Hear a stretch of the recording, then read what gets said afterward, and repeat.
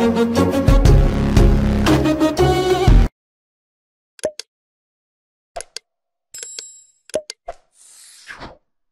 dok. Oke, halo Dokter Ning. Halo, apa kabar nih? Kabar baik. Dokter Ning gimana kabarnya? Baik-baik, alhamdulillah. Gimana babynya? Begadang nggak nih dok? Ya, lumayan nih, kantong mata udah mulai tebel.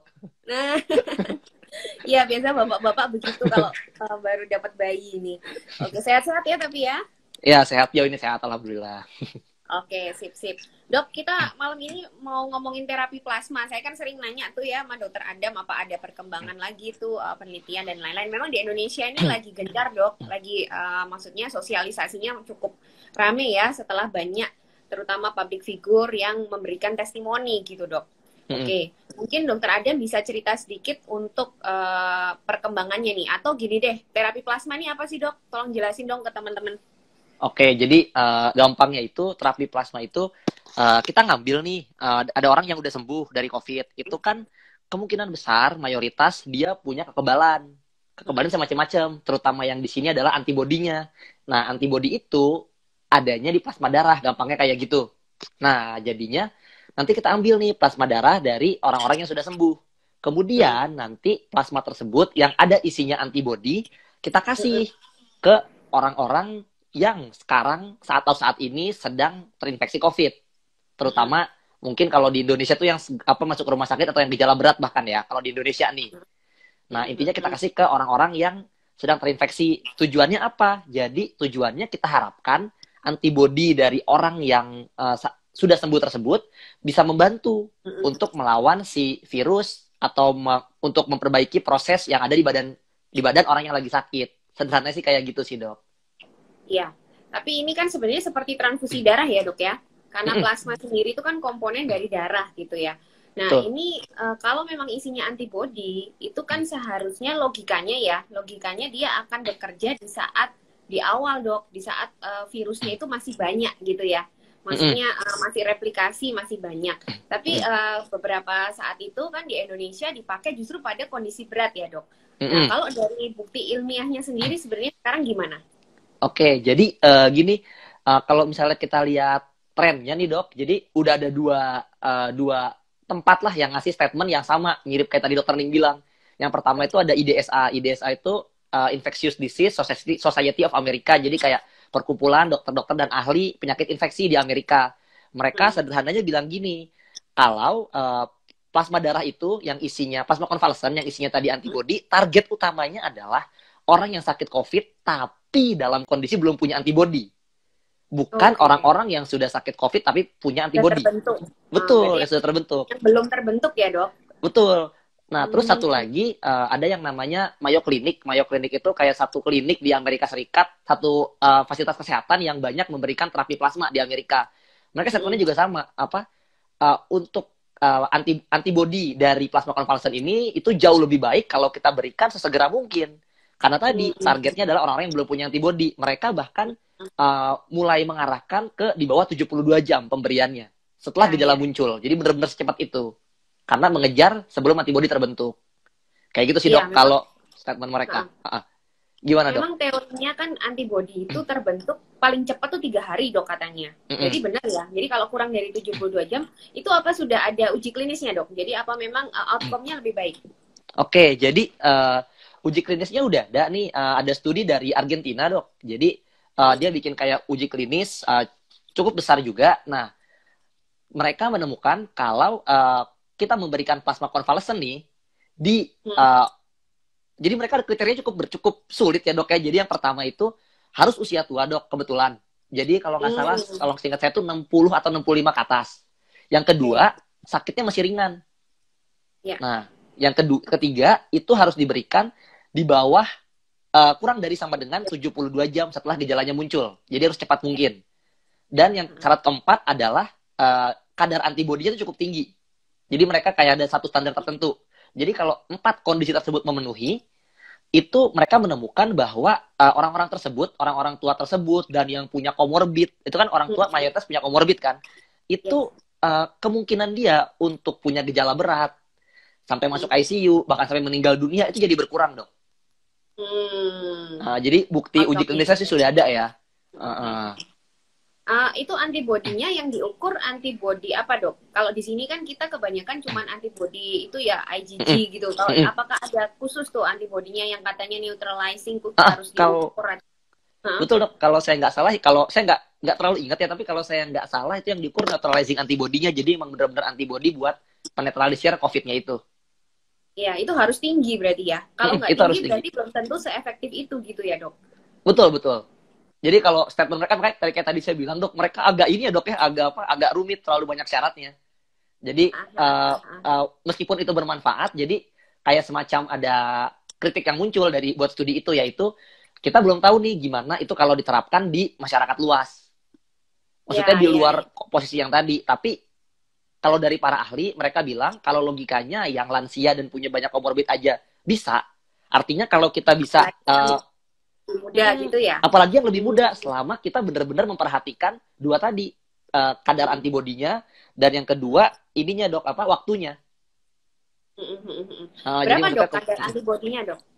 Kalau antibodinya di sini berapa? Mereka sih nulisnya di sini lebih dari 1:1000 ya. Cuma saya nggak tahu pasti karena kan antibodi itu ini dok ya kriterianya banyak. Jadi kalau misalnya kita lihat ada FDA, Food and Drug Association Amerika, itu pengaturan buat terapi plasma konvalesen, itu mereka pakai 2 angka, yang angkanya itu beda. Jadi ada satu pakai pengukuran A, satu pakai pengukuran B, kayak gitu sih dok. Nah saya nggak tahu pasti ini, nggak baca detail angka ini basisnya apa gitu sih. Ya, tapi kalau 1:1000 cukup tinggi ya. Kalau di sini kalau nggak salah itu dibutuhkan hanya lebih dari 1:320 dok kalau di sini. Tapi nggak tahu ya itu sama apa enggak ya. Itu dia dok. Baru ya kalau penelitian lain ada nggak dokter Adam yang titernya lebih rendah gitu, terus outcome-nya bagus gitu, ada nggak?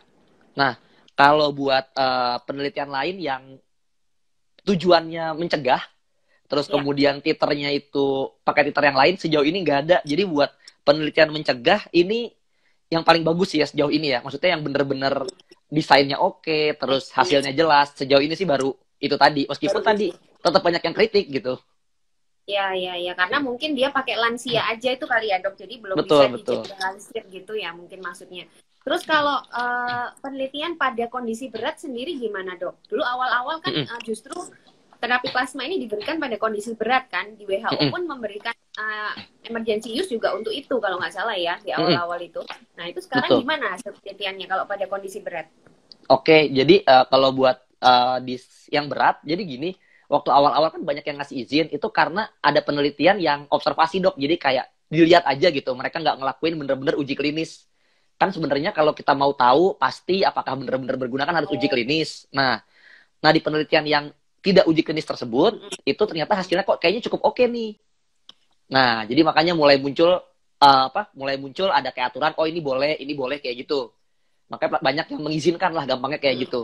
Nah kalau dari uji klinis sendiri, saya minimal nih, ini mungkin di sini ada yang nemuin lebih atau pernah baca lebih, itu ada 2 yang sudah terbit, itu bilang kalau di berat tidak bermanfaat, dan ada 1 penelitian yang berhenti. Mungkin kalau di sini ada yang mau nyari, itu namanya REMAP/CAP penelitiannya, itu berhenti di pasien berat, karena mereka menemukan nggak ada efeknya. Oke. Jadi di analisis interim mungkin nggak bermanfaat ya dok, langsung di stop gitu ya. Tapi betul. Ada laporan efek samping nggak dari yang di stop itu dok? Maksudnya di stop karena berbahaya atau memang karena hanya tidak bermanfaat aja? Di stopnya lebih karena nggak bermanfaat sih dok. Jadi kalau dilihat, maksudnya kayak kemungkinan dia jadi sakit berat atau terutama meninggal ya, kalau misalnya plasma itu. Nah di meninggalnya itu tuh nggak kelihatan bermanfaat sama sekali dalam 28 hari.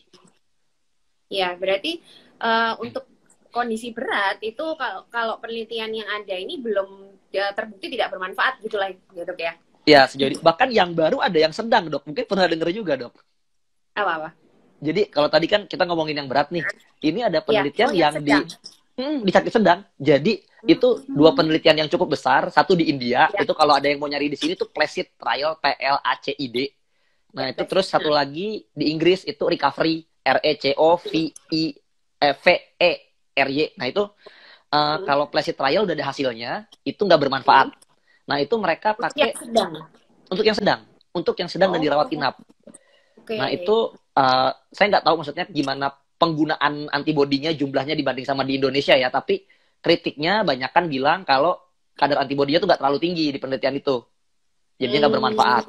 Nah, satu lagi, recovery trial itu buat yang mau tahu recovery trial itu yang bikin kita bisa pakai dexamethasone. Ya. Terus yang membuat kita menghentikan hidroksikloroquine sama obat HIV untuk COVID. Itu penelitian itu. Nah, plasma convalescent itu di penelitian recovery trial di stop, Dok. Karena itu tidak bermanfaat juga. Udah 10.000 pasien total itu nggak bermanfaat. Nah, meskipun ini ada kondisi sedang ya, Dok? Di kondisi juga. Ya, di kondisi rawat inap sih, Dok, mereka bilang ya. Tapi kalau kita lihat biasanya recovery trial masukin rawat inap itu yang sedang ke berat. Oke. Iya.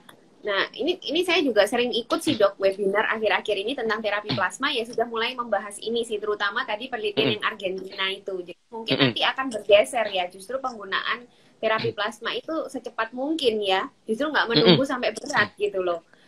Terus kalau di Jepang sendiri pakai nggak, Dok? Di Jepang sendiri saya nggak, mungkin karena saya nggak terlalu bisa bahasa Jepang ya. Tapi kalau dari saya ngobrol sama teman-teman saya atau ke orang Jepang itu nggak terlalu dibahas sih ya. Gitu maksudnya bukan sesuatu yang bener-bener hits kayak di Indonesia sih. Mungkin ada cuma nggak sampai hits gitu. Nah, terus kalau untuk efek samping sendiri, Dok, selama ini dari penelitian itu dilaporkan nggak? Kalau yang saya pernah tahu kan yang bahaya itu trali ya. Trali. Nah, itu apakah laporannya cukup banyak untuk terjadinya efek samping tersebut atau sebenarnya kecil sekali? Oke, jadi ini biar sekalian yang dengar tahu juga, Dok. Jadi efek sampingnya itu ada beberapa sebenarnya. Trali itu gampangnya kalau kita dikasih transfusi darah, termasuk plasma darah, nanti ada masalah di paru, gampangnya kayak gitu. Terus habis itu ada namanya TACO, itu gampangnya kalau kita dikasih plasma darah, kebanyakan cairan di badannya gitu. Terus ada yang darahnya pecah-pecah jadinya, atau nanti merah-merah di seluruh badan, itu juga ada. Nah, kalau di sini, Dok, ada penelitian nih, Dok, yang bahas, katanya efek sampingnya itu, maksudnya sampai terjadinya kematian ya ini, Dok, ya, bukan ngomongin efek sampingnya tok, itu angkanya adalah 0,08%, Dok. Jadi sangat kecil sebenarnya. Sangat kecil. Maksudnya kalau sampai ada efek samping dan meninggal, hanya 0,08. Iya.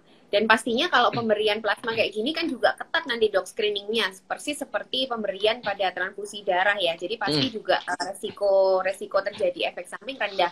Cuman maksudnya di sini saya sebagai klinisi ya, orang yang memakai, itu kan berarti nanti harus mempertimbangkan nih manfaatnya sama risikonya gitu loh. Kalau memang kira-kira di kondisi berat itu dia tidak bermanfaat ya sebenarnya tidak perlu diberikan ya. Justru malah yang awal-awal ini ya, Dok ya.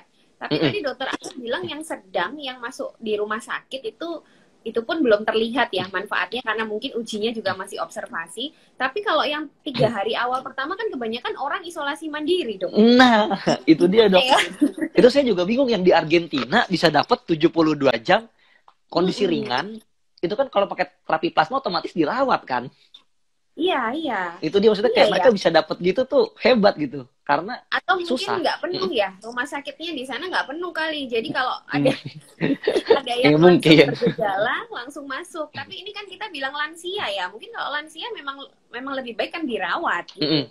Mungkin di sana protokolnya langsung dirawat. Kalau ada lansia dan komorbid mungkin ya. Kita nggak tahu pasti sih, Dok. Iya. Ya, kalau di Indonesia berarti agak sulit menerapkan itu ya. Kalau memang ini sekarang ujinya yang paling bagus, harusnya kan 72 jam pertama udah diberikan gitu loh, Dok. Oke. Terus kalau untuk ini, Dok, banyak yang nanya juga kan donor plasma itu kan nggak boleh wanita hamil nih. Saya udah pernah jelasin sih, cuman mungkin nanti dokter Adam aja deh yang jelasin. Oke, ya kalau yang pernah dengar penjelasan dokter Ning sama aja sebenarnya. Jadi karena di perempuan yang sudah pernah melahirkan itu ada risiko terbentuknya antibodi anti HLA. Itu kayak gampangnya karena sempat kontak sama darah bayi. Gampangnya kayak gitu. Nah, antibodi anti HLA tadi yang diomongin itu aman buat ibunya. Tapi kalau dimakasih ke orang lain itu beresiko. Nah, itu makanya tidak dianjurkan. Sebenarnya kalau di luar negeri, Dok, itu protokolnya untuk ibu yang pernah melahirkan ada 2, Dok. Jadi dia dibolehin dulu, tapi dites antibodi anti HLA. Cuma mungkin di Indonesia ribet, mahal ya. Jadi ya udah sekalian aja dari awal, nggak usah. Gitu sih, Dok. Oh, berarti belum tentu ada antibodi anti HLA dong. Orang yang sudah pernah itu. Kalau saya baca yang protokol di US itu kalau ada wanita yang sudah pernah melahirkan mau donor plasma dicek ininya dok, anti HLA sama anti HNA kalau nggak salah, ada 2 yang dicek. Berarti Mm-mm. ada yang nggak terbentuk atau rendah banget kali ya? Itu mungkin nggak terlalu beresiko gitu ya dok ya? Betul betul Oh, betul. ya, kalau di Indonesia mungkin kayaknya nggak ada kali ya pemeriksaan itu, kayaknya belum pernah dengar sih. Saya juga Makanya nggak terus pernah dengar langsung dok. semua nggak boleh gitu ya, karena Iya, beresiko. Oke. betul. Terus tadi ini ada yang nanya juga tentang, nah ini dok, banyak yang nanya juga gini. Kalau misalnya saya mendonorkan plasma saya nih, saya udah sembuh. Nah, antibodi saya ntar habis nggak? Gitu. Oke, jadi ya nih menarik nih, kan orang mikir antibodi itu jumlahnya konstan segitu-segitu aja ya.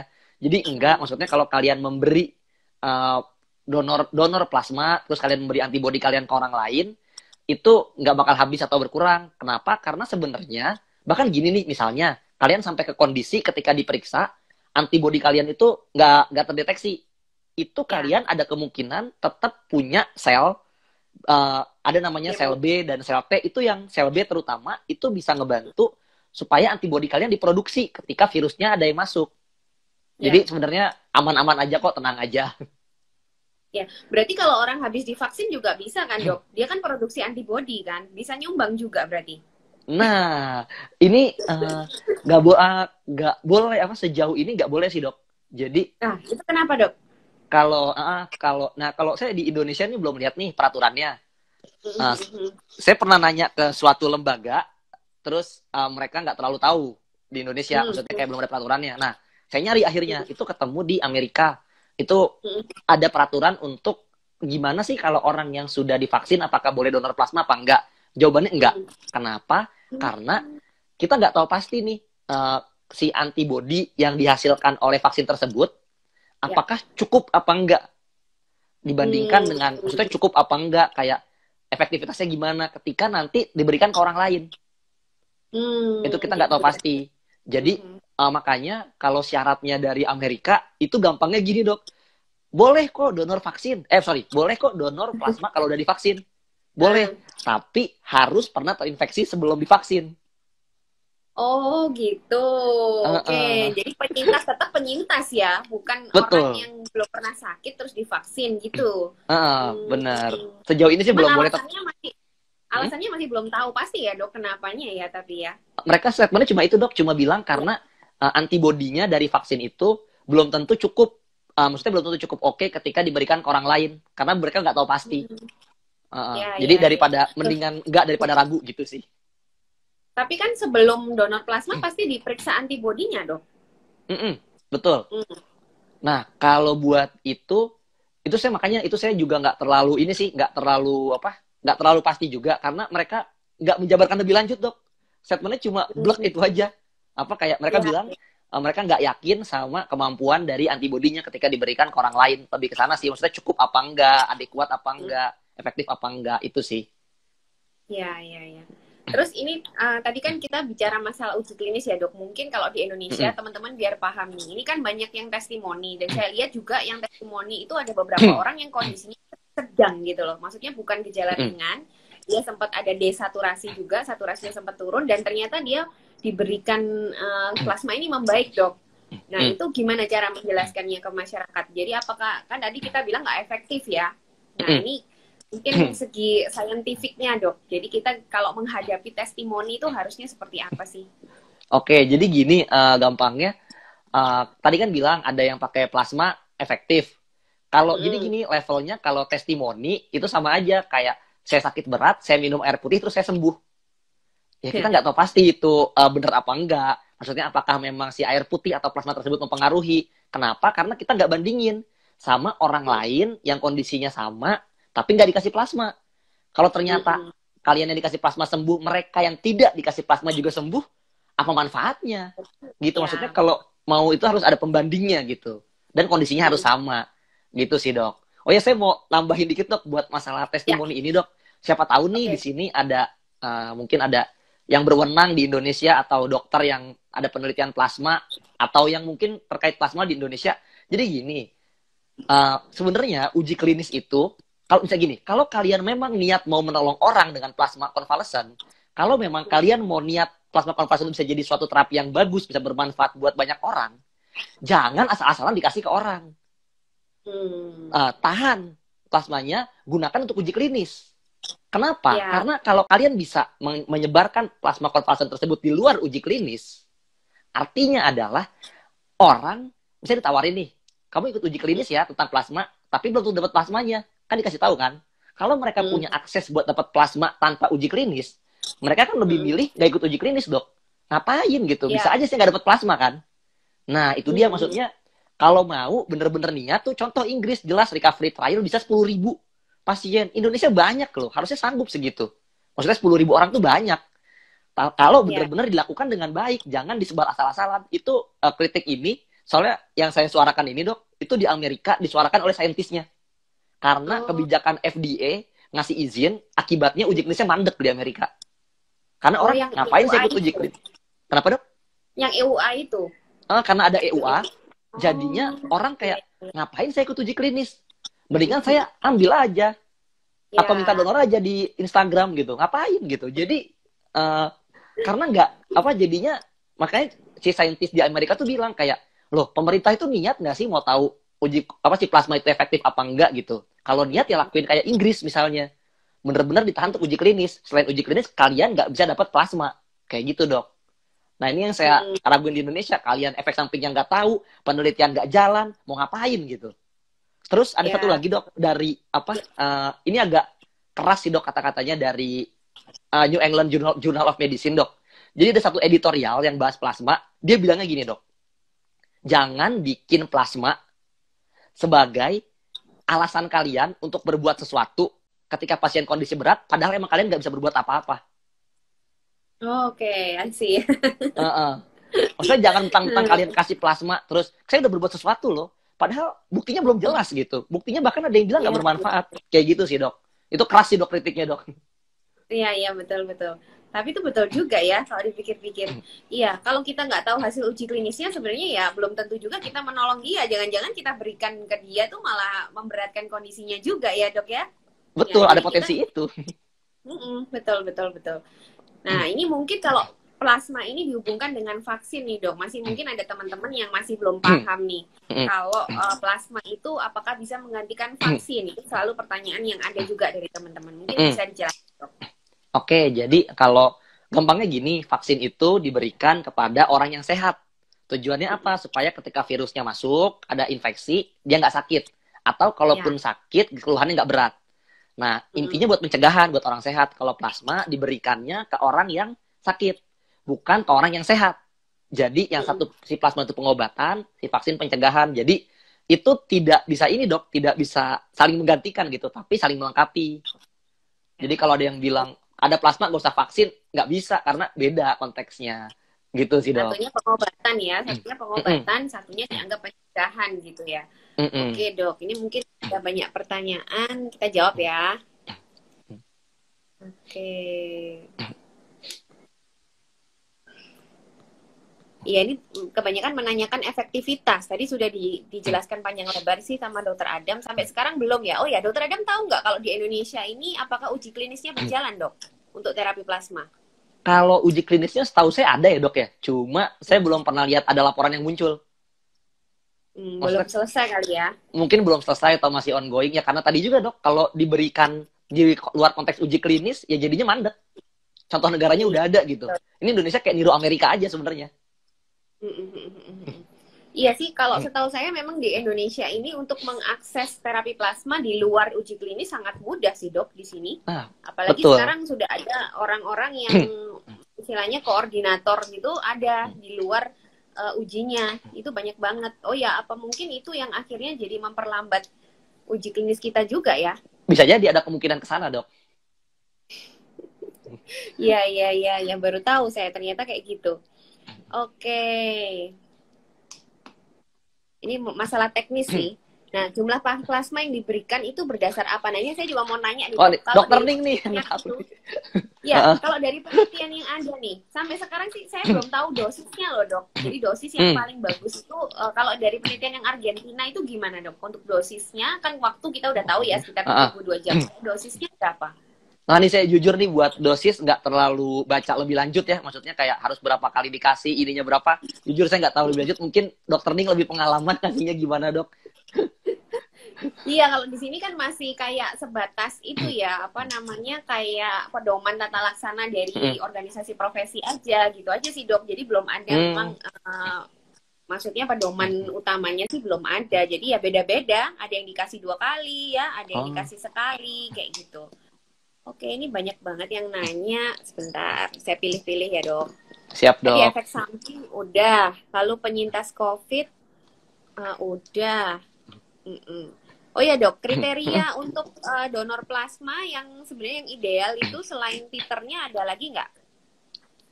Kalau tadi ya titer, terus habis itu nggak punya antibody anti HLA. Nah sebenarnya kalau teknis-teknis yang lain, setahu saya lebih ke teknis kayak donor darah secara umum sih dok. Ya, Jadi kayak gitu maksudnya ya. yang ada panjang kali lebar itu loh. Ya, Maksudnya kalau buat kalau selain itu sih, kalau yang buat detail ke plasma konvalsennya lebih ke titer tadi sih. hmm, Titer hmm. sama yang antibody tadi, yang antibody anti HLA, anti HNA yang ada di Ya. perempuan sudah melahirkan. Itu sih Iya, dok. tapi kalau di Indonesia nggak ada kayaknya. Jadi yang wanita sudah melahirkan sepertinya nggak boleh ya.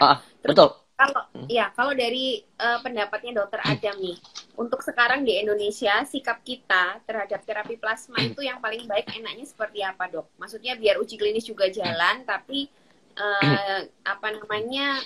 Gimana caranya kita juga menggerakkan orang-orang ini untuk donor gitu loh. Jadi nanti kan tetap donornya tapi diarahkan ke mungkin yang diarahkan ke tempat yang benar lah dalam tanda kutip ya. Itu gimana kalau dari Dokter Adam? Ada usul nggak untuk teman-teman ini?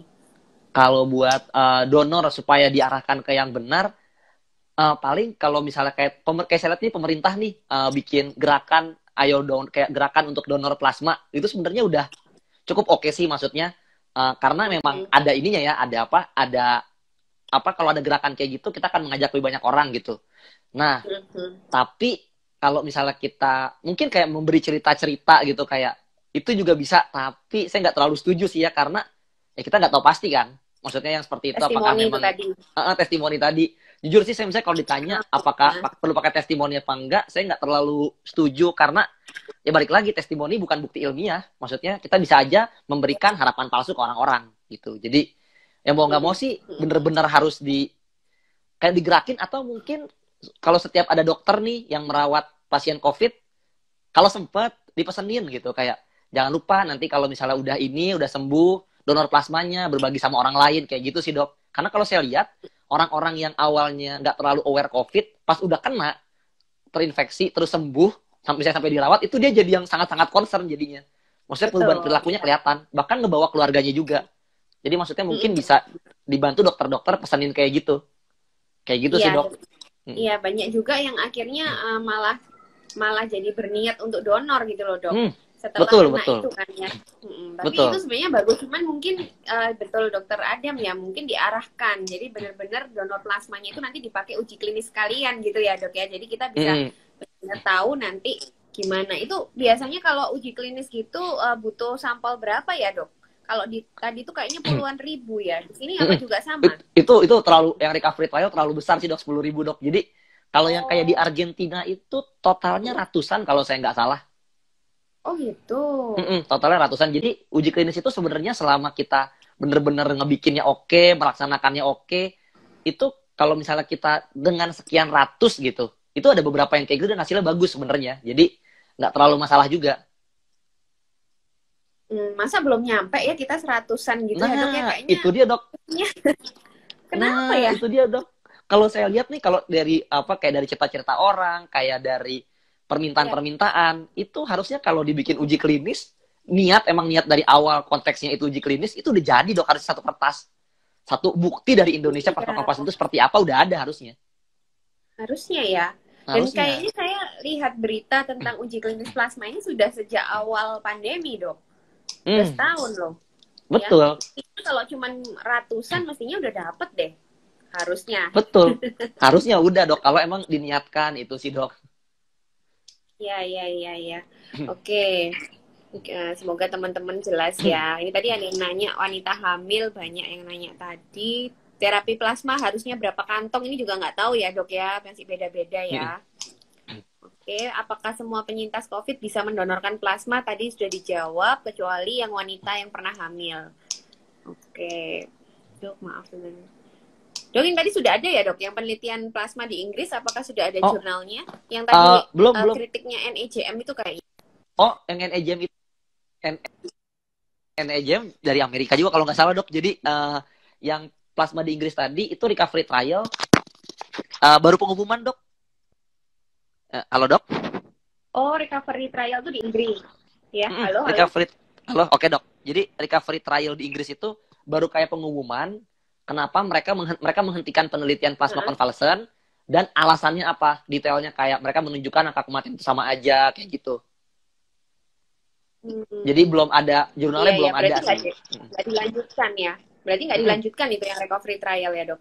Kalau saya nggak salah sih dok ya, info saya nggak tahu nih maksudnya bener-bener jadi dilakuin apa enggak, karena ada penelitian dari Argentina tadi dan katanya mereka itu ada sebagian pasien dalam jumlah kecil di penelitian mereka yang kalau diberikan cepat dalam maksudnya early, tapi mereka nggak bilang berapa jam, mungkin di bawah 72 jam juga, itu kemungkinan menunjukkan bermanfaat. Nah, tapi saya belum tahu lagi infonya apakah mereka jadi melanjutkan ke sana, jadi maksudnya kayak di pivot ininya, studinya. Jadi kan plasmanya soalnya donor di Inggris dipindah, jadi target pasiennya dirubah gitu. Cuma belum ada kabar lebih lanjut sih tentang itu. Iya. Oke. Mungkin ini ada yang nanya juga dok, bedanya nih ya, terapi plasma itu kan antibody, terus sama IVIG dok. Oke, ya. Jadi bedanya adalah gampangnya kayak gini. Kalau si terapi plasma tadi itu kan kita ambil plasmanya, terus habis itu nanti plasmanya dikasih ke seseorang kan, ke orang lain yang sedang sakit atau sedang terinfeksi. Nah, tapi kita kan nggak milih antibody yang seperti, kita paling cuma milih kalau di Indonesia kadarnya di atas berapa. Tapi kita nggak milih jenisnya. Nah, kalau misalnya si IVIG tadi, itu prosesnya gampangnya, itu kan monoklonal antibody ya. Jadi, gampangnya tuh kayak, misalnya ada pasien nih, yang sakit COVID, terus punya antibody, udah sembuh. Nah, antibodinya tuh diambil, kemudian dipilih sama perusahaan tersebut. Dipilih beberapa, atau mungkin 1 atau 2 yang menurut mereka oke, terus diperbanyak. Kayak gitu sih dok, gampangnya dok. Jadi tapi emang bener-bener yang... Apakah memang dari antibody COVID dok? Itu bukannya yang Regeneron itu ya? Yang mana dok? Yang dipakai Presiden Trump itu? Betul.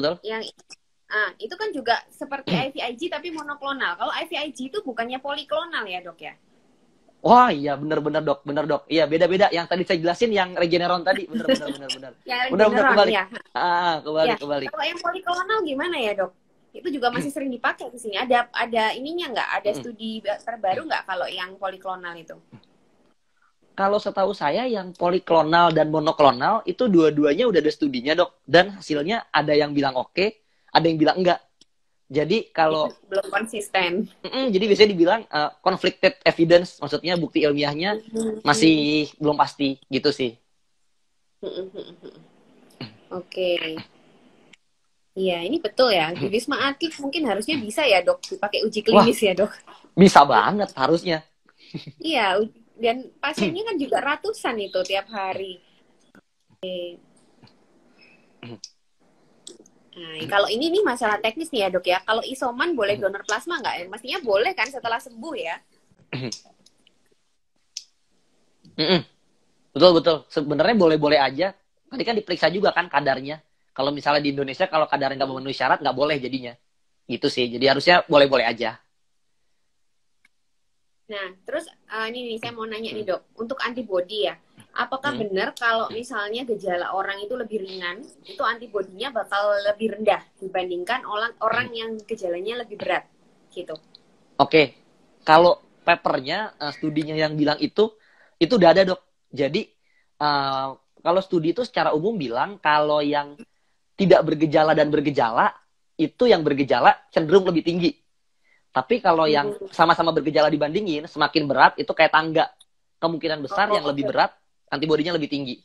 Gitu sih, Dok. Tapi kan kalau misalnya kayak gitu, orang-orang yang di rumah sakit itu kan banyak yang punya komorbid, Dok. Sedangkan yang punya komorbid kan nggak boleh mendonorkan plasma. Jadi mungkin agak sulit dapat antibodi yang tinggi gitu loh. Nah, iya, betul, Dok. Ya ada, itu sih ada kelemahannya gitu. Apalagi di Indonesia kan dibatasi juga kan sampai 18 sampai 60 kalau saya nggak salah. Di atas 60 nggak boleh donor Kalau di luar plasma. negeri gimana? Kalau di luar negeri boleh lebih? Kalau di luar, saya nggak pernah baca detailnya dok. Mohon maaf kalau yang Hmm. di luar negeri. Karena mungkin aja tiap negara beda-beda kan. Oke. Ya, ya itu yang aneh kan kalau misalnya kita nyari antibodi yang tinggi, kebanyakan justru orang-orang itu kondisi berat biasanya sudah komorbidnya banyak dan salah satu persyaratan untuk donor kan nggak boleh ada komorbid gitu loh dok. Ya ada Ya salah satu berarti yang kayak gitu sih bener. jadi agak sulit juga mungkin memang nanti cari donor plasma yang benar-benar memenuhi syarat ya dok ya. Betul. Oke. Nah, ini yang tadi saya tanyain mungkin dokter Adam ini. Kalau menurut dokter untuk saat ini baiknya apakah kita boleh donor plasma tapi tujuannya bukan uji klinis. Nah, ini dok, gimana dok? Oke, kalau kita bicara idealnya jauh lebih baik kalau memang untuk uji klinis. Tapi kan di Indonesia saya nggak tahu nih memungkinkan apa enggak. Setahu saya sih dok, bikin uji klinis di Indonesia tuh susah banget dok. Nanti Oh, ini gitu ya. nyentil-nyentil Ristek Dikti nih, dananya nggak ada. Nah, oke, terus habis itu. Nah, Oke, jadinya oke. kalau misalnya kondisinya di Indonesia kan kondisinya nggak ideal. Nah, Hmm. tapi kalau intinya gini, kalau kalian mau mendonorkan darah, silakan, nggak ada masalah. Karena kalau di kondisi real di Indonesia, kita nggak tahu pasti apakah ini masuk ke uji klinis, apakah diberikan kepada orang yang emang butuh tanpa uji klinis. Tapi tetap, mau gimana pun kondisinya di Indonesia, tetap donor darah aja. Donor plasma konvalesen aja kalau memungkinkan. Kayak gitu sih kalau dari saya ngelihatnya ya dok ya. Maksudnya Iya, semakin iya. banyak stoknya semakin bagus sebenarnya buat pasien. Gitu sih. Iya, benar-benar. Tapi ya itu balik lagi, nyarinya sulit dok, nyari donornya itu nggak gampang. Syaratnya kan banyak banget ya. Betul. Dan titer antibodinya tuh belum tentu nyampe gitu kalau orang-orang yang awalnya dia cuma tanpa gejala atau gejala ringan, padahal yang usia-usia muda kebanyakan kan seperti itu, jadi agak Betul. sulit gitu loh. Jadi nggak apa-apa ya teman-teman kalau mau donor, siapa tahu memenuhi syarat ya udah donor aja gitu ya dok ya. Betul, betul, betul. Ya gitu aja karena memang sulit juga cari ininya apa namanya cari donornya. Nah ini ada yang nanya, nah nih dok, siapa sih yang berwenang melakukan penelitian plasma di Indonesia? Tahu nggak dok? Nih, sebenarnya kalau misalnya kita mau ngelakuin penelitian, itu kayak di Amerika Serikat, itu Mayo Clinic yang fasilitas kesehatan, bahkan dia ada jejaring online-nya segala, itu boleh loh ngelakuin penelitian. Atau rumah sakit itu juga boleh loh sebenarnya. Kampus boleh sebenarnya, mau dari pemerintah dikoordinir oleh kementerian itu juga boleh. Jadi sebenarnya kalau ditanya siapa yang bisa dan berwenang, ya sebenarnya kalau bisa bisa semua. Maksudnya kalau banyak tempat yang emang bisa sebenarnya. Tapi apakah bisa bukan bisa apakah bisa dan mampu dan didukung terutama ya dananya Ristek Dikti coba diturunin ya itu. Maksudnya memungkinkan apa enggak sih? Teknisnya ya, secara teknis Teknisnya. ya dok ya. Tapi ini kayaknya yang penelitian di Indonesia ini kayaknya di bawah Kemenkes kalau setahu saya sih dok. Tapi saya Yang juga ini ya. nggak tahu pasti. Iya, Oh iya yang ya, ya ada relevant. yang dibawa Kemenkes, bener dok, ada yang dibawa Kemenkes. Yang plasma ada yang dibawa Kemenkes. Ya jadi dia melibatkan rumah sakit pemerintah gitu. Jadi rumah sakit pemerintah yang dibawa Kemenkes itu. Cuman saya juga nggak tahu pasti berapa rumah sakit. Lalu sekarang kemajuannya seperti apa juga belum tahu sih. Gitu. Sama dok. Oke. Tadi sudah yang melahirkan udah ya. Oke. Ini ada yang agak melenceng sih dok. Saya sudah 2 kali kena COVID dalam jeda 6 bulan. Apakah berarti saya nggak punya antibodi? Nah, ada update lagi nggak dok? Antibodi kita setelah kena COVID itu bertahan berapa lama? Atau masih yang terakhir itu 8 bulan? Masih dok. Sejauh ini belum ada yang baru dok. Belum ada buat masalah antibodi. Sejauh ini paling lama masih 8 bulan. Dan itu kayak misalnya garis nih. Itu di 8 bulan tuh garisnya cuma turun sedikit. Jadi nggak bener-bener konstan rata. Ada penurunan tapi turunnya sedikit. Jadi sejauh ini masih yang itu sih dok yang paling lama. Nah terus kalau misalnya Masih kena itu COVID, ya? ini buat jawab ini nih. Jadi ada beberapa kasus yang reinfeksi. Reinfeksi itu artinya kalian sudah pernah kena COVID, kemudian kena lagi berikutnya. Tapi orangnya sudah punya antibodi. Jadi kalau kalian reinfeksi, tidak artinya kalian nggak punya antibodi. Gitu sih dok. Oke, ya betul. Karena mungkin udah turun aja ya dok ya ininya ya. Ya sama seperti vaksin sih ya sebenarnya, meskipun kita sudah divaksin kan tetap bisa terkena gitu loh. Meskipun sudah ada antibodinya ya, tetap kalau paparan kita banyak ya kita tetap bisa kena. Terus mungkin untuk tadi ada pertanyaan tentang Oke, kalau kapan waktunya ini masih belum tahu. Pokoknya belum terjawab semua lah ya. Kalau Mm-mm. kapan yang waktu terbaik, terus populasi yang paling bagus itu juga belum. Mm-mm. Oke, Kak Dok, tadi kelewatan Mm-mm. mana ya? Tadi ada pertanyaan bagus. Nah, kalau misalnya ini kan salah satu persyaratan untuk boleh donor plasma kan harus sudah sembuh atau swab PCR negatif, Dok. Nah, Mm-mm. memang kalau misalnya kebetulan itu false negatif nih, terus dia ternyata Mm-mm. positif, tapi mungkin OTG, terus dia Mm-mm. mendonorkan plasmanya. Nah, itu apakah, maksudnya OTG-nya mungkin reinfeksi gitu, Dok. Jadi dia sudah punya antibody, tapi dia reinfeksi, tapi OTG. Nah, itu apakah ada kemungkinan penularan di darah, Dok? Ada update-nya nggak? Wah, kalau buat itu nggak belum ada ya dok ya kalau buat itu. Terus sejauh ini memang virus penyebab COVID itu bisa di darah ada, bisa terdeteksi. Jadi ada yang melakukan kayak PCR gitu di darah ada. Tapi sejauh ini tidak terbukti bisa menularkan. Kayak gitu sih Oke. dok. Jadi ketika dicoba di kultur gitu dibangunin nggak bisa. Hmm, Sejauh bisa. ini sih Jadi yang saya baca kayak PCR-nya gitu dok. aja ya. PCR-nya ada gitu ya, Dok ya. Betul betul. Mm-mm. Ya, soalnya sempat ada yang takut kan mau donor itu takut ada virusnya di darahnya gitu, Dok. Nah, kalau ini sebenarnya kalau long COVID, apakah boleh mendonor? Ya mestinya nggak apa-apa ya, Dok ya. Betul betul. Nggak apa-apa kok, nggak masalah. Intinya selama kalian memenuhi syarat, maksudnya udah sembuh, terus habis itu syarat dan lain-lainnya, itu tetap boleh donor meskipun kalian setelah sembuh masih ada gejala-gejala sisa. Kayak Ya, gitu sih dok, aman kok. jadi nggak masalah. Memang di persyaratan juga nggak ada kalau long COVID nggak boleh itu nggak ya. Yang Betul tuh, penting nggak sudah ada. dinyatakan sembuh gitu. Mm-mm. Oke. Mm-mm. Nah ini yang ditanya kenapa nggak boleh komorbid ini dok? Saya juga bertanya-tanya sih, kenapa ya untuk donor plasma itu nggak boleh komorbid? Sama dok, saya juga nggak terlalu ini ya, nggak terlalu paham soalnya kalau kita lihat kriteria plasma di Indonesia nggak banyak ya, maksudnya cukup banyak gitu sih. Jadi saya juga kadang-kadang ada pertanyaan kenapa begini, kenapa begini, kenapa begini, kayak gitu sih dok. Iya, apa mungkin memang nyari yang benar-benar sehat dalam tanda kutip ya. Jadi dianggap COVID-nya itu akut aja terus selesai gitu loh dok. Jadi nggak ada Mungkin penyakit kronis. Ya mungkin ya, bisa, mungkin. mungkin kita nggak tahu pasti sih dok. Iya, iya. Oke. Oke, oke. Nah, ini kalau misalnya mau donor ke PMI ya, teman-teman ya. Jadi, kalau mau donor boleh ke PMI. Oke, donor plasma untuk yang baru sembuh nggak bisa ya dok? Syaratnya apa sih? Bisa kok. Jadi setelah sembuh itu kalau nggak salah persyaratannya 2 minggu ya dok. 2 minggu tidak bergejala itu bisa. Atau swab PCR-nya sudah negatif itu kayaknya persyaratan masing-masing PMI. Jadi ya mungkin kalau mau donor ke sana aja, nanya persyaratannya apa gitu aja ya. Betul Gitu. betul. Harus PCR 2 kali memang kayaknya repot ya dok, karena ada persyaratan yang begitu. Jadi harus swab PCR 2 kali negatif. Tapi kan cek PCR-nya bayar sendiri dok.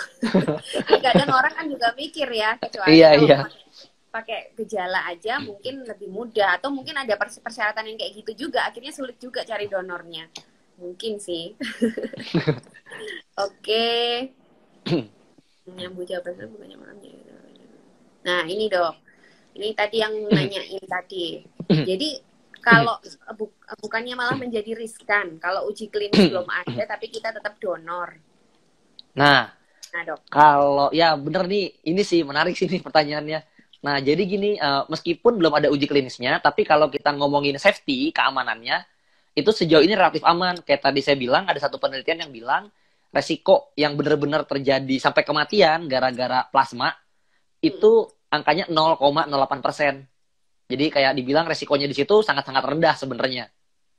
Nah, dan apalagi kalau semakin ketat screeningnya, semakin ketat ininya pemeriksaan sebelum kalian di donor vaksin, didonorkan plasmanya, itu kemungkinan terjadinya masalah jadi jauh lebih kecil lagi. Nah, itu kan kalau ngomongin riskan kan lebih ke keamanan sebenarnya kan. Jadi kalau keamanan sebenarnya nggak ada masalah sih. Nah, tapi kalau buat masalah pemberiannya seperti apa, itu ya balik lagi ke negara seperti apa sih. Maksudnya ke kebutuhan seperti apa. Tapi kalau dari saya ngelihatnya mendingan di uji klinisin dulu aja, diseriusin gitu. Lagian juga center Indonesia kan banyak sebenarnya dok ya. Iya, iya, betul. Jadi nggak masalah ya, betul dokter Adam bilang tadi. Jadi kalau kita bisa bicara safety itu sebenarnya nggak masalah, cuman bermanfaat atau enggak gitu aja ya dok ya. Jadi kan kalau masalah safety itu first lah ya, first kalau yang penting aman dulu gitu loh. Cuman nanti masalah efektifnya kita uji di uji klinis. Jadi kalaupun sekarang diberikan meskipun belum ada hasil ujinya, itu sebenarnya nggak masalah ya. Ya mungkin sama kayak vaksin ini ya dok, kan vaksin yang sudah dapat izin berarti kan safety-nya sudah oke. Nah, tinggal nanti efektivitasnya kita buktikan dengan uji klinis ini gitu kan. Jadi betul. safety-nya yang penting sudah safe gitu. Oke. Nah, ini nanya kalau misal COVID gejala ringan diberikan terapi plasma apakah bisa? Ya kalau dari penelitian tadi harusnya bisa ya, Dok ya. Cuma nggak tahu di sini. Betul. Malah penelitian tadi bilangnya kalau bisa yang tua, punya komorbid, terus gejala ringan malah. Itu sih. Iya. Jadi tua-tua justru yang sudah terbukti efektif ini ya. Yang muda malah belum ada penelitian yang membuktikan itu gitu ya. Betul. Ya, itu sebenarnya bisa dijadikan prioritas ya dok. Karena kebetulan kan lansia ini kan termasuk populasi yang paling rentan. Maksudnya yang angka kematian di Indonesia juga paling tinggi adalah lansia. Jadi kalau memang ini bagus untuk lansia, harusnya ya benar-benar digalakkan untuk lansia sih kalau menurut saya ya. Betul. Dan dia berkomorbid juga bagus kan ya tadi ya dibilang ya. Betul. Kalau mau di ini dok, ikutin aja. Maksudnya kalau Indonesia bingung mau kayak apa, ikutin aja prosedur yang tadi di Argentina tadi. Jadi bener-bener yang kalau ada ketemu pasien usia tua, komorbid, swabnya PCR, udah ke rumah sakit aja, gak usah isolasi mandiri di rumah. Nanti di sana dikasih terapi plasma dalam konteks uji klinis. Iya. Iya betul. Iya dan dalam 72 jam ya. Betul. Jadi harus cepat. Iya. Emang kalau misalnya dia sudah punya antibody itu akan lebih nggak efektif gitu ya dok ya? Dicurigai. Jadi ya? gini sih dok, kalau buat yang jadi ada satu paper yang kan bilang nih kalau nggak efektif nih di COVID yang berat dan kritis. Nah, mereka kayak ngejabarin alasannya di bagian diskusi. Alasannya itu ada dua dok. Yang pertama, kemungkinan adalah si antibodinya itu kalau jadi gini kan si pasien yang sakit berat tadi kan trennya itu mereka punya antibodi yang cenderung lebih tinggi kan. Ya. Dibanding yang tadi gejala sedang atau gejala ringan. Nah, dicurigainya itu sebenarnya jangan-jangan orang tersebut punya antibodi yang selevel atau bahkan lebih tinggi. Jadi kayak ketika plasma masuk yang nggak ada gunanya, nggak terlalu membantu jadinya. Itu pertama. Teori kedua adalah ketika terjadi kondisi berat atau kritis, itu kan biasanya udah minggu pertama udah lewat ya dok ya. Jadi kalau kita lihat datanya itu kan trennya biasanya hari ke-7 ke atas baru orang masuk ke gejala berat setelah awalnya gejala ringan ke sedang. Nah, itu di waktu tersebut ketika gejala berat itu sudah dicurigai terjadi kerusakan paru. Jadi kayak semua udah terlanjur gitu. Ketika antibodi masuk itu udah kan antibodi kan nggak bisa bikin paru pulih kan. Ya. Nah itu jadi kayak apa? Mereka jadi kayak dibilangnya udah terlambat. Jadi hipotesisnya dicurigainya gara-gara dua tadi. Itu sih dok. Jadi lebih ke kalah gitu ya, mungkin kalah antibodinya sama antibodi yang sudah ada dan tidak bisa memberikan perbaikan ya dok ya. Betul. Kalau di awal karena belum ada antibodi ya dia yang bekerja untuk memulihkan sejak awal itu. Betul dan parunya belum rusak, nggak ada organ yang rusak pas awal-awal kan. Ya betul. Oke. Ini tadi sudah ya, sehabis vaksin apakah bisa menjadi donor? Tadi nggak boleh ternyata. Saya juga baru tahu nih dari update-nya dari Dokter Adam. Oke, sebentar. COVID gejala kritis justru tidak diberikan terapi plasma. Ya, nah ini pedoman mana ya? COVID gejala kritis. Pedoman yang terakhir setahu saya masih loh. Masih ya, diberikan. sama. Setahu saya juga masih. Masih. Kalau yang di pedoman terakhir masih. Oke, terus. Kalau sudah divaksin pertama, oh ya dok, kan vaksin itu kan 2 kali suntikan ya dok ya. Nah itu kan kalau misalnya yang pertama itu apakah kita bisa bikin itu tuh kayak IgM, IgG gitu siklusnya? Ini di luar itu sih. Nah, gimana dok? Gimana? Maksudnya? Jadi kan kalau kita secara alami nih, itu kan nanti terbentuk IgM dulu, terus habis itu IgG. Nah itu dengan suntikan vaksin 2 kali ini apakah mau meniru siklus itu?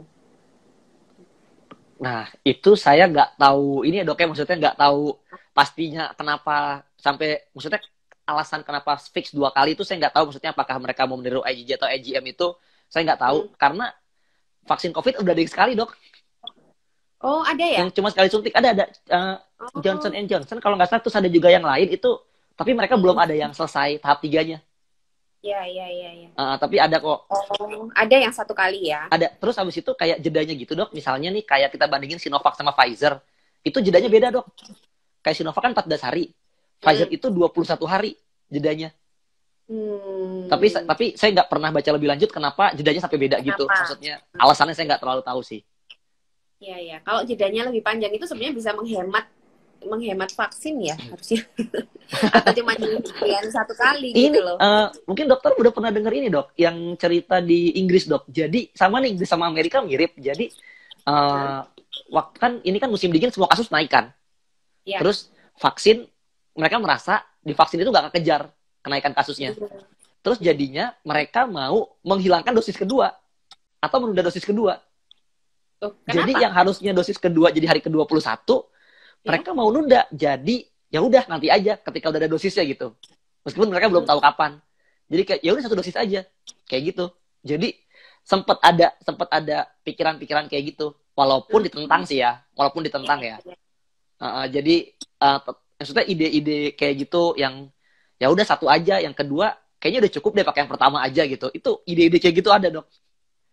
Tapi ditentang karena katanya kalau misalnya di vaksin itu cuma 1, oh jadi gini nih, ini nyambung, Dok, ke plasma konvalesen ya, Dok. Saya boleh cerita dikit ya, Dok ya. Jadi gini, Okay. Kalau vaksin itu cuma diberi sekali, misalnya harusnya dia 2, tapi cuma diberi sekali. Itu kan tadi sempat saya cerita ada negara-negara yang mengidekan karena cakupannya nggak kekejar dibanding kasus. Jadi kayak ya udah dosis kedua kita jadikan dosis pertama buat orang lain, kayak gitu idenya. Tapi ditentang. Kenapa? Karena kalau muncul di badan antibodi yang tidak bagus, yang tidak adekuat, yang nggak oke gitu istilahnya, itu beresik. Bukan ADE, Dok. Emang ada risiko ADE, tapi yang concern di sana adalah memicu mutasi virus. Karena virusnya kan jadinya nggak mati kan, karena mungkin dokter pernah dengar ya yang B117 itu, saya sempat pernah baca itu ada teori, saya nggak tahu itu sudah terbukti apa belum, itu muncul gara-gara ada orang yang imunodefisien, ada orang yang imunnya turun. Jadinya respon antibodinya dia nggak adekuat, dan dalam 1 orang tersebut mutasinya terjadi banyak. Iya. Kemudian mungkin akhirnya mungkin bayangannya tuh kayak virusnya itu dikasih kesempatan gitu ya untuk beradaptasi. Iya. Jadi ibaratnya nggak bener-bener sampai mati, tapi kayak cuma lemah, virusnya adaptasi, virus mutasi, ya udah. Kan virus RNA tuh gampang banget mutasinya kan. Terus dia tuh nggak punya proofreader. Maksudnya nggak, kalau misalnya dia salah nggak ada yang benerin. Kalau manusia kan kalau salah ada yang benerin, dia nggak punya. Jadinya gampang banget. Nah, itu, Dok. Coba nih, Dok, logika yang tadi diterapin ke plasma, Dok, kalau nggak tepat pemberiannya. Nah, jadi ada satu isu juga yang membahas, kalau ada satu paper yang ngebahas, kalau saya nggak salah, kalau kita memberikan plasma secara nggak tepat, itu ada resiko memancing virus mutasi. Itu sih, Dok. Itu juga pernah kok diceritakan sama Mas Riza Putranto, benar. Ya, jadi memang ada beberapa laporan yang diduga karena adanya plasma itu, terus akhirnya yaitu tadi karena pada orang-orang yang imunodefisien, terus virusnya tuh dikasih kesempatan untuk beradaptasi. Jadi semakin dia kayak mengubah diri, adaptasi, jadi yang lebih bisa bertahan gitu kan. Betul, Dok. Betul. Ya, itu masuk akal. Ya, oke.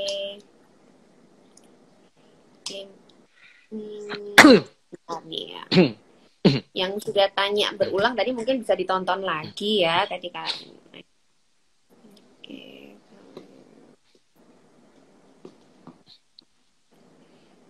Ini, Dok, kalau kayak gini jawabnya gimana? Oke. Nah, jadi sampai saat ini ya nggak ada yang bilang terapi plasma konvalesen atau TPK itu nggak bermanfaat, nggak ada. Tapi adalah kita belum tahu pasti. Jadi kita semua ilmuwan, dokter berpikiran itu bermanfaat. Tapi yang kita nggak tahu adalah kapan harus diberikan, timingnya kapan. Tadi kan trennya adalah di bawah 72 jam. Terus kondisi seperti apa? Trennya sekarang mungkin gejala ringan ke sedang mungkin ya. Dan orang seperti apa yang diberikan. Jadi kemungkinan bermanfaat kok. Orang kita masih percaya itu bermanfaat. Yang kita nggak tahu adalah pertanyaan-pertanyaan tadi. Makanya banyak penelitian, banyak uji klinis tuh menjawab pertanyaan-pertanyaan tadi. Gitu sih dok gampangnya. Ya, betul. Jadi bukan berarti nggak bermanfaat ya. Ini semua masih ongoing ujinya ya, teman-teman. Jadi kalau teman-teman mau mendonorkan nggak apa-apa, karena memang sulit juga cari donornya. Tapi seperti kata dokter Adam tadi, semakin banyak simpenan, itu kan lebih baik ya dok ya. Jadi kalau nanti suatu saat butuh itu nggak nyari-nyari lagi gitu loh. Ya, Betul. cuman tinggal ujinya nih ya. Jadi kita tahu nanti dosisnya berapa, waktunya yang paling tepat itu berapa. Nah, itu masih menunggu uji klinis gitu.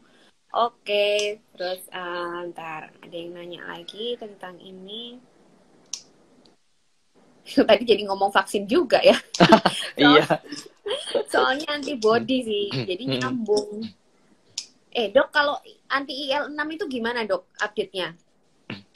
Anti IL-6, kalau nggak salah baru ada yang muncul juga ya. Itu tapi balik lagi dok, anti IL-6 tuh hasilnya ada yang bilang bermanfaat, ada yang bilang nggak bermanfaat. Jadi kayak masih conflicted sih. Ada yang bilang oke, ada yang bilang enggak. Tapi kalau yang saya lihat anti IL-6 kayaknya nih ya, kayaknya trennya ke oke. Cuma maksudnya gitu. Kayaknya ya dok ya, kayaknya ya. Tapi belum maksudnya belum ada yang sampai menyimpulkan ini direkomendasikan gitu, belum sampai ke sana. Iya. Ya, di pedoman juga ada persyaratannya sih dok. Maksudnya ada persyaratan orang-orang seperti apa yang bisa diberikan kayak gitu. Tapi belum ada yang terbaru ya dok ya. Maksudnya yang kesimpulan terbaru gitu tuh belum ya. Belum. Kalau misalnya kita lihat itu mereka cuma bilang, biasanya nih kata-katanya mereka main aman dok. Kalau rekomendasi gitu mereka bilang kami tidak merekomendasikan untuk diberikan, tapi kami tidak merekomendasikan juga untuk tidak diberikan gitu. Jadi terserah dokternya gitu kan. Iya, IL-6 kayak gitu dok.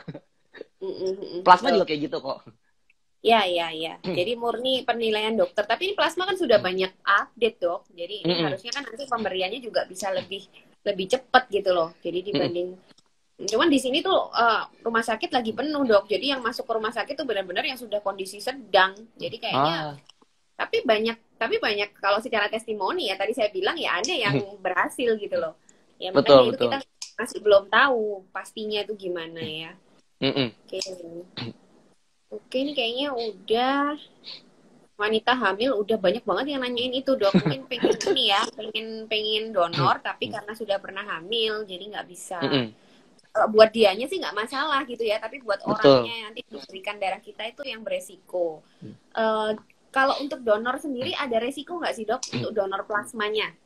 Kalau selama ini kan kita bicara akibat ya, efek resipien. Kalau dari donornya sendiri ada resiko nggak sebenarnya? Tahu saya sih nggak ada ya dok ya. Maksudnya kalau terkait dari orang yang donor dengan COVID-nya sendiri sih nggak ada sih dok. Jadi saya baca sih kayak gitu sih dok. Nggak ada. Betul. Ada. Oke. Kalau untuk berapa kalinya? Oh ya, saya pernah ditanya nih, katanya kalau donor plasma untuk penderita COVID, ya maksudnya penyintas itu maksimal 3 kali dok. Pernah baca nggak? Apa benar saya nggak pernah baca berapa kalinya, tapi kalau di FDA dok, mereka bilang mereka menyarankan itu sampai 6 bulan setelah muncul, saya lupa antara setelah muncul gejala atau setelah terdiagnosis, untuk memastikan antibodinya cukup. Oh iya, mungkin alasan itu kali ya. Jadi 3 kali itu mungkin kalau misalnya dijeda 1 bulan 2 bulan ya betul dalam 6 bulan kan ya. Jadi mungkin alasannya lebih ke antibodinya cukup apa enggak gitu ya. Jadi bukan bahaya untuk donornya gitu ya. Oke. Betul.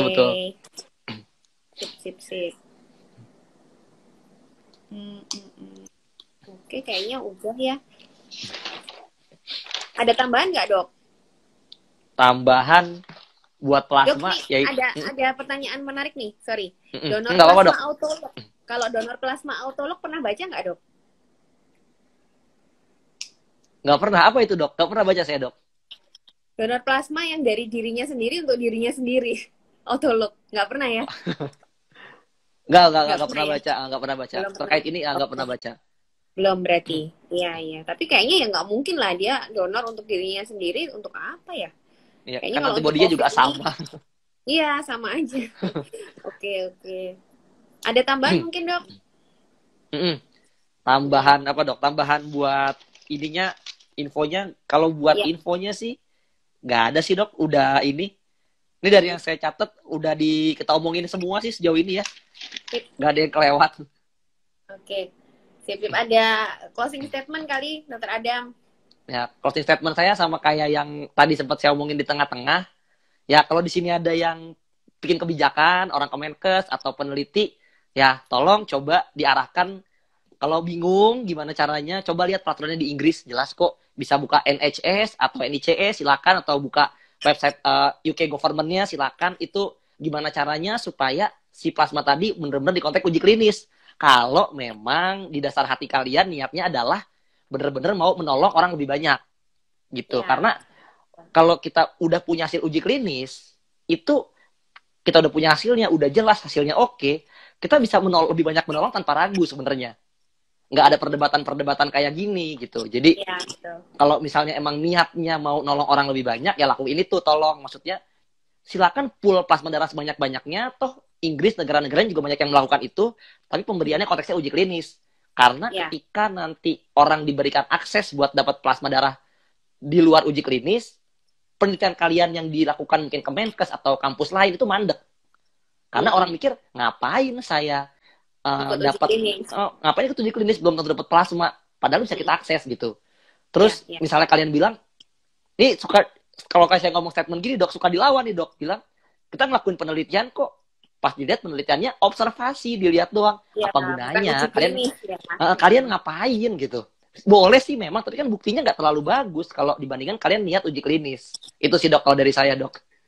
Ya, mungkin ada yang tadi mungkin teman-teman nggak paham ya. Jadi kalau uji klinis itu nanti pasien itu ada yang diberikan plasma, ada yang enggak. Seperti yang tadi Dokter Adam bilang, kita harus membandingkan. Jadi ada pasien yang diberikan plasma dan enggak, ini apakah sama-sama, misalnya outcome-nya sama, ternyata sama-sama meninggal misalnya ya Dok, dengan kondisi yang sama. Itu berarti kan plasmanya tidak bermanfaat. Tapi kalau ternyata dengan kondisi yang sama, misalnya yang diberikan plasma ini lebih bisa bertahan hidup dibanding yang tidak, misalnya nih, nah itu berarti plasmanya bermanfaat gitu maksudnya. Nah kalau misalnya orang-orang tidak diarahkan ke uji klinis, ya pasti orang milihnya kan, ya aku dapat yang plasma aja, nggak usah ikut, karena uji klinis kan kemungkinan aku bisa nggak dapat plasma gitu loh. Ya mungkin itu ya. Oke. Ya berarti yang sorry Dok, yang recovery segala itu observasi semua ya, bukan uji klinis ya? Enggak. Yang tadi saya sebut, Dok, yang penelitian REM, APCAP, Placid, recovery itu semua uji klinis. Oh, semua uji klinis. Oke. Yang di Argentina juga ya? Uji klinis, semua uji klinis. Yang Argentina juga uji klinis. Saya kalau dari tadi ngobrol sama Dokter Ning, saya sama sekali nggak nyebut yang observasi, Dok. Jadi semuanya uji klinis ya? Yang tadi ada hasil A, hasil B itu uji klinis. Oke, ya. Oke deh kalau gitu. Makasih ya Dokter Adam. Ya, makasih banyak juga, Dok. Malam ini sudah berbagi ilmu tentang terapi plasma. Terima kasih juga yang udah join. Nanti mungkin yang telat bisa dilihat lagi. Nanti sudah banyak yang dibahas sama Dokter Adam dari awal ya tentang terapi plasma. Teman-teman tetap nggak usah takut untuk mendonorkan ya. Yang bisa donor silakan donor ya, sambil kita tunggu, sambil kita doakan semoga penelitian uji klinisnya jalan dan akhirnya kita bisa menyimpulkan nanti gimana sih terapi tentang plasma ini gitu. Jadi tidak ada pro dan kontra lagi gitu ya Dok ya. Oke. Ya, nah makasih banyak ya Dokter Adam atas waktunya. Makasih juga udah bagi ilmu. Terima kasih teman-teman. Sampai ketemu di IG Live berikutnya. See you. See you. Ya, see you Dokter Ring.